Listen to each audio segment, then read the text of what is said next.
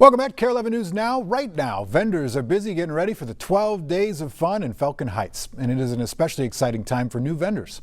Heidi Wigdahl introduces us to one of them in this week's Behind the Business.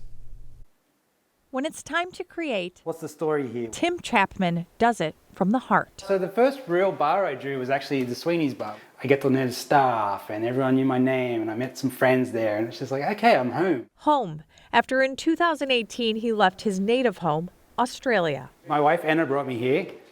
She was living in Sydney for work. Just met at a bar and it's kind of crazy how one night can totally change your life. I don't think I would have even been able to find Minnesota on a map 10 years ago. And now here I am. This is our top selling print. It's called Loons on the Lake. Now from the couple's St. Paul home, Tim produces colorful love letters to Minnesota. It's helped me connect with the city because it's mainly like, oh, that is cool. That place is cool. I want to draw that. One of our little secrets is we like to throw our dogs in there. So Rocco gets into the bar pictures. Luca gets into the more serene pictures. Set Adrift art captures all the reasons why Tim loves living here. I love going to the state fair, yeah. It's actually, I fully embraced Minnesota in all its glory. From a fan, we've got our new state fair stickers, to a first-time vendor. People love the colors, so we're expanding the series and we're doing lots of landmarks. Evenings, weekends, yeah. This is what we do. Yeah. Anna Meyer says in May they got the state fair's stamp of approval. It's a huge deal. It felt like a dream come true when we found out in May. We were so excited. Hopefully they like the style and the colors, but it's also, I think, just the great stories they have at the places that we draw. A lot of memories, a lot of nostalgia. And a taste of the great Minnesota get-together. It's more than just a drawing, it's a story. In St. Paul, Heidi Wigdahl, KARE 11 News.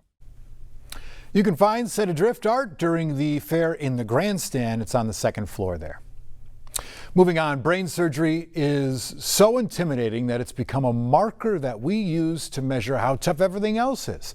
So when the University of Minnesota recently posted an aspiring brain surgeon also overcame homelessness, we had to know more. Kent Erdahl talked to him about his difficult past and how it led him here.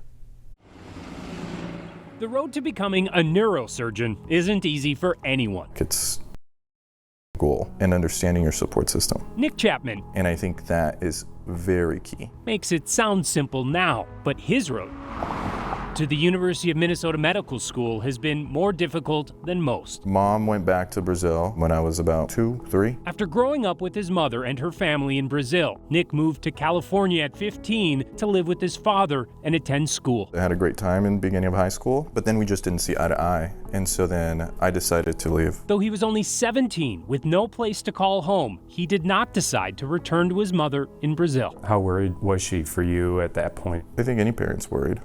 Right. But it's, what does the United States offer? Opportunity. I did know that I wanted to get an education. He also knew he had support. I had a lot of friends and they allowed me to sleep on their couch if I needed to. I wouldn't be here today if it wasn't for them. Nick says it was enough to help him get his GED and find a stable job, eventually opening a hobby shop as he enrolled in community college. So I wanted to do business. I wanted to do finance because I thought at that time that money was the answer to my problems, which technically it was. That goal shifted shortly after he began working as a chess and math tutor. And the uncle of the kid that I was tutoring math would have seizures. One time he had a seizure in the car and the kids stopped making noise. Everybody froze. And I told myself, whatever this is that causes an impact to the family and the patient, I want to be involved. Nick changed majors and later transferred to USC, where he graduated with a degree in neuroscience in 2020 and expanded his support system. Dr. Mark Krieger, he's absolutely an amazing human being. His mentorship has been pivotal. Absolutely pivotal. He decided to stay with Dr. Krieger at Los Angeles Children's Hospital for 4 years, saving for medical school and giving back through street outreach until his journey finally brought him to Minnesota last year. How much do those couple of years where you didn't know where you were going at night impact you still today? I think I'm more calm. That's it. The stress of medical school, you're kind of more even keel because there are bigger issues. I had a poor string of grades in the beginning, and that's due to the environment and circumstance. And I think that's important for people to understand, that there's a lot of circumstantial things that happen to individuals that are unhoused, that sometimes it's not personal. Today, though, it is personal. He's reunited with his mother and extended family right here in Minnesota for wherever the road leads next. What's your hope in sharing your story? You know, I was just a guy that had support and a goal. And I think that for me is the most important thing. If somebody out there believes a little bit in themselves and has support and has a goal, hopefully they can achieve it. I think that's the number one thing.